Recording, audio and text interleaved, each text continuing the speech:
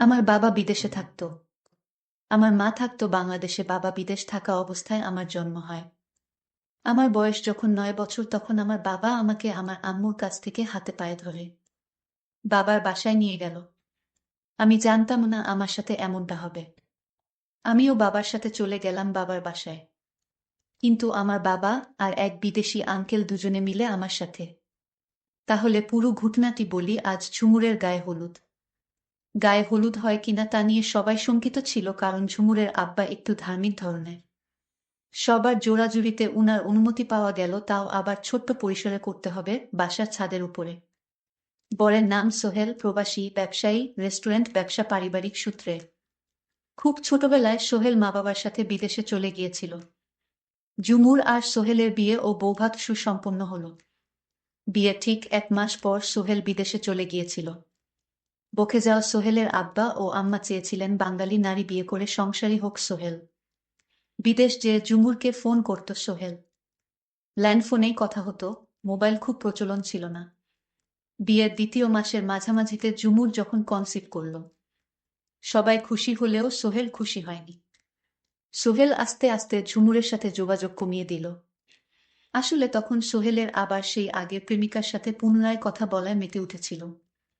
এদিকে ঝুমুর যখন অস্থির হলো যে আমার পেপারগুলো তৈরি করে পাঠাও, তখন সোহেল ঝুমুরকে বুঝালেন পেপার এখনো তৈরি হয় নাই।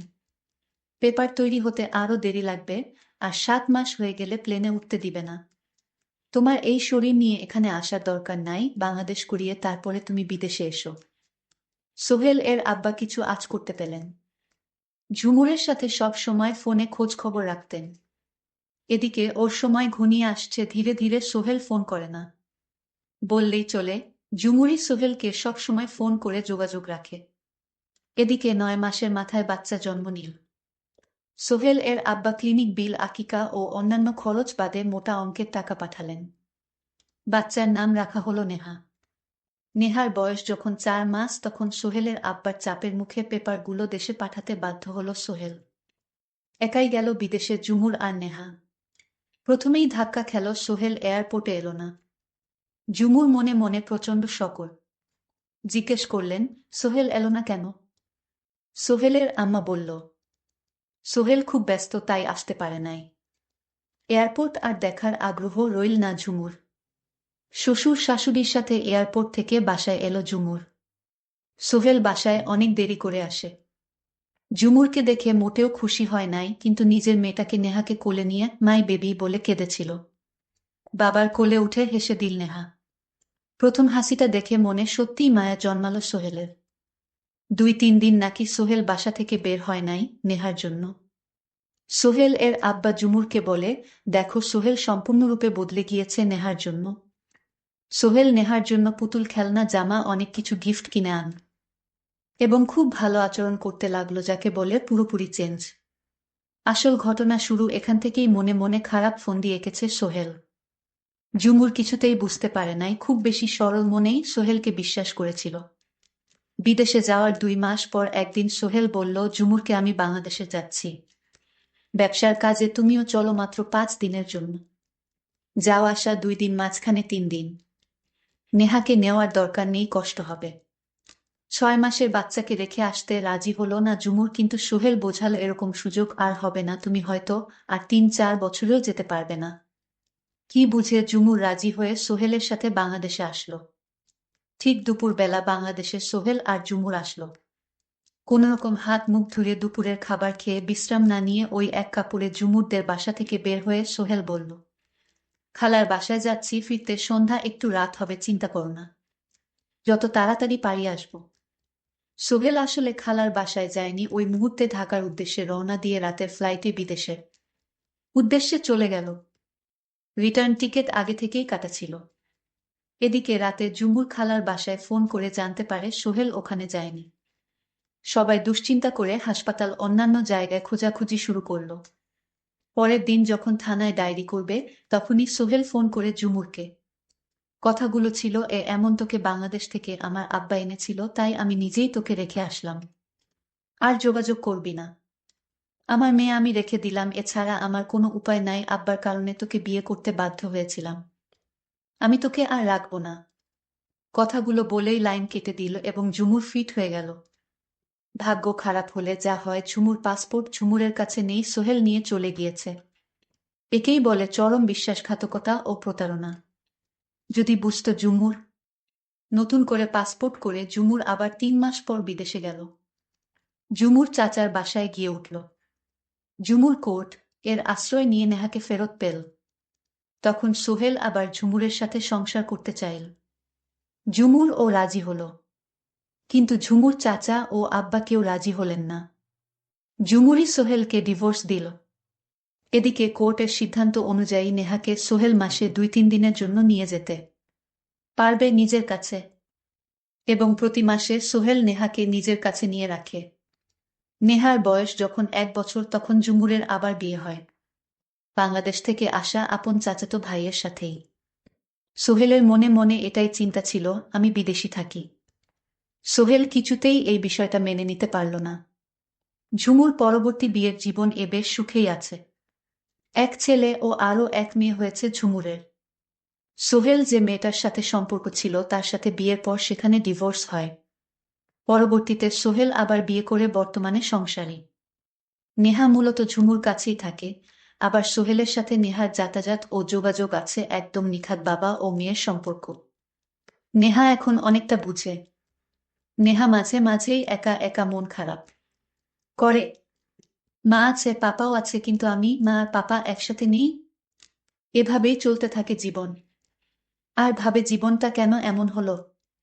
নেহার বয়স যখন ৯ বছর তখন নেহা বুঝতে পারে যে আমার বাবা আমার মাকে ছেড়ে অন্য আরেকজনকে বিয়ে করে। তাই বাবার প্রতি একটা ঘৃণার জন্ম নিল নেহার। একদিন আকুতি মিনতি করল সোহেল তার মেয়েকে তার বাসায় নেওয়ার জন্য, কিন্তু ঝুমুর দেয়নি। তখন সোহেল বলল, মেয়ে তোমার একা না, আমারও মেয়ের প্রতি অধিকার আছে। ওর শরীরে আমার রক্তও আছে। প্লিজ আমার মেয়েকে আমার বাসায় একদিনের জন্য দাও। ঝুমুর বলল, হঠাৎ আপনার মেয়ের প্রতি এমন সহানুভূতি দেখাচ্ছেন কেন? শুধু একদিনের জন্য নেহাকে আমার কাছে দাও। নেহা দেখতে মাশাল্লাহ অনেক সুন্দরী হয়েছে। এবার ক্লাস 7-এ পড়ে। ঝুমুর, তুমি আমার মেয়েকে একবার দাও আমার বাসায়, আমি একদিন রেখে আবার দিয়ে দিব। তখন ঝুমুর কোনো উপায় না পেয়ে বলল, ঠিক আছে, একদিনের বেশি কিন্তু আমার মেয়ে তোমার বাসায় থাকতে পারবে না। ঠিক আছে ঝুমুর, তোমাকে অনেক ধন্যবাদ রাজি হওয়ার জন্য। মা, নেহা চলো বাবার সাথে বাবার বাসায়। নেহা বলল, আমি তোমাকে ভালোবাসি না বাবা, কারণ আমার মাকে তুমি অনেক কষ্ট দিয়েছ। আরে না মা, আমি তোমার মাকে কষ্ট দেয়নি। তুমি জানো না মাম্মি, তোমার মা আমাকে উল্টো কষ্ট দিয়েছে। আজ থাক মাম্মি এসব কথা, তোমাকে আজ সারাদিন নিয়ে ঘুরব। অনেক সুন্দর জায়গায় নিয়ে যাব যেখানে তুমি কোনোদিন যাওনি, দেখনি। সত্যি বাবা, তুমি আমায় এরকম সুন্দর সুন্দর জায়গায় নিয়ে যাবে? আমি যাব বাবা, তুমি আমাকে নিয়ে যাও। ঠিক আছে মা, আজ রাত আমার বাসায় থেকে কাল তোমাকে ঘুরতে নিয়ে যাব। এদিকে বাবার মনে অন্য চিন্তা ঘুরপাক খাচ্ছিল। নেহাকে কি করা যায়? আমার স্ত্রী আমার প্রতি যে অত্যাচার করেছে, আমাকে যেভাবে ঠকিয়েছে, এর একটা কিছু করব যেন আমার স্ত্রী বুঝতে পারে আমি কতটা ভয়ঙ্কর হতে পারি। আমার স্ত্রী আমাকে যেভাবে ঠকিয়েছে। বাবা মনে মনে কি ভাবছ, আমাকে ঘুরতে নিয়ে যাবে না? যাব মা, এই তো বাড়ির কাছাকাছি এসে গেছি। তারপর বাসায় নেহাকে নিয়ে রাতে মাংস সবজি কিচেন দিয়ে খেয়ে নিলাম। মাম্মি, তুমি এখন ঘুমিয়ে পড়ো পাশের রুমে, এটা তোমার জন্যই করেছি। তুমি ঘুমাও মা, সকালে তোমাকে নিয়ে ঘুরতে যাব। নেহা খুশি হয়ে ঘুমিয়ে পড়ল। সকাল হলো, নেহা বলল, বাবা ঘুরতে যাবে না? যাব মা, তুমি সেজে গুজে নিজেকে তৈরি করো। তারপর আমি বাবার কথামত নিজেকে তৈরি করে নিলাম। তারপর বাবার সাথে ঘুরতে বের হওয়ার জন্য রওনা দিলাম। বাবা আমাকে নিয়ে যেতে যেতে পাহাড়ি এলাকায় নিয়ে গেল। পাহাড়ের নিচে সাগর। কি অদ্ভুত সুন্দর দৃশ্য, দেখলে মন জুড়িয়ে যায়। এদিকে নেহার বাবা এক লোকের সাথে ফোনে কথা বলতেছিল অনেকক্ষণ ধরে। বাবা, তুমি কার সাথে কথা বললো? আরে মা, তোমার এক বিদেশি আঙ্কেলের সাথে। সোহেল বলল, কোথায় আছেন আপনারা? আমি আমার মেয়েকে নিয়ে হাজির, আপনার কোথায় চালু আসেন? আমি বান্দরবানে পাহাড়ে আছি। ঠিক আছে, আপনি এখানে থাকে, আমরা আসছি। নেহা বলল, বাবা চলো এখন অন্য কোথাও যাই, এখানে আর ভালো লাগছে না বাবা। আরে মা, তোমার এক বিদেশি আঙ্কেল আসবে তোমায় দেখতে। আমি বলেছি আমার মেয়ে অনেক বড় হয়ে গেছে। তখন তোমার আঙ্কেল তোমায় দেখতে আসছে, তোমার জন্য গিফট নিয়ে আসছে। বাবা সত্যি আমার জন্য গিফট নিয়ে আসছে। এতক্ষণে তখন বিদেশি আঙ্কেল হাজির হলো। তখন সোহেল বলল, এ হচ্ছে আমার মেয়ে নেহা। মাশাল্লাহ, অনেক সুন্দর হয়েছে মেয়েটা তোমার। তখন ওই আঙ্কেল আমার দিকে কিভাবে যেন তাকিয়ে রয়েছে। আমার খুব ভয় লাগছিল। বাবা চলো, আমার গিফট লাগবে না, এখান থেকে চলে যাই। বিদেশি আঙ্কেল, কেন মা? আমিও তো তোমার বাবার মতো, আমাকে ভয় করছো কেন মা? বাবা তুমি এই আঙ্কেলের কাছ থেকে নিয়ে যাও। সোহেল বলল, কি বলো মা? আমি তো তোমাকে এনেছি তোমার বিদেশি আঙ্কেলের হাতে, তোমাকে তুলে দেব। তুমি বিদেশ গিয়ে আরো অনেক সুন্দর সুন্দর দৃশ্য দেখতে পারবে মা। তুমি তোমার আঙ্কেলের সাথে চলে যাও মা, আমি কিছুদিন পর তোমাকে নিয়ে আসব। নেহা তখন কান্না করে বলল, না বাবা, আমি যাব না। তুমি আমাকে আমার আম্মুর কাছে ফিরিয়ে দিয়ে আসো বাবা। আমি আর এখানে এক মুহূর্ত থাকতে চাই না। আরে মা, তুমি তোমার আঙ্কেলের সাথে যাও। এরপর আমি আর কিছুই বলতে পারবো না। আমার নিষ্ঠুর বাবা আমাকে বিদেশি আংলের হাতে তুলে দিল কিছু টাকার জন্য। সোহেল তখন নেহাকে বলল, তুই আমার মেয়ে না, তোর মা আমার সাথে প্রতারণা করেছে আমি যখন বিদেশ ছিলাম। আর আমার সত্যিকারের মেয়েকে তোর মা মেরে ফেলেছিল। আর তাই তোকে বিদেশি আঙ্কেলের হাতে তুলে দিলাম, যেন তোর মা আর তোকে কোনোদিন যেন খুঁজে না পায়। সন্তান হারানোর যন্ত্রণা আমি হাড়ে হাড়ে টের পাচ্ছি। আজ তোর মাও বুঝবে সন্তান হারানোর কি যন্ত্রণা। তোকে যখন খুঁজে পাবে না, তখন বুঝবে। বাবা, তাই বলে তুমি আমাকে দিয়ে তুমি প্রতিশোধ নিচ্ছ? বাবা, আমার কম বয়স, আমাকে ফেলে দিও না। চুপ কর, তুই আমার মেয়ে না, আমাকে বাবা বলে ডাকবি না। এই কথা শোনার পর আমি আর কিছুই বলতে পারবো না। হঠাৎ ঘুম থেকে উঠে দেখি আমি বিদেশ আঙ্কেলের বাসায়।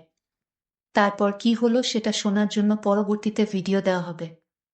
সেই পর্যন্ত সবাই ভালো থাকবেন, ধন্যবাদ।